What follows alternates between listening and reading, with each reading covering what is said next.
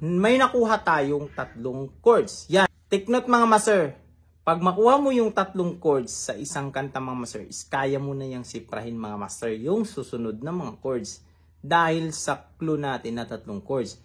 Meron tayong tatlong major kanina na nakuha natin. Meron tayong C, G, F. Yan. Example, nandito tayo sa ating F. So, pag titignan natin sa ating F, ito yung kanyang hanay. So, meron tayong F, meron tayong C. So, ito yung family chords niya. Pero, dahil nakakapa tayo ng G na chord, so, wala siyang G dito. Meron siya dito G minor. So, hindi naman siya tutugma doon kasi iba naman yung tunog ng G minor. Maghanap ulit tayo. So, sa G natin titignan. So, kasi tatlong chords yun mga master. Tatlong key yung nakuha natin kanina. So, sa G naman natin titignan, ito yung G, may C siya. So, saklaw niya yung kanina natin na chords na dalawa. So, G, C.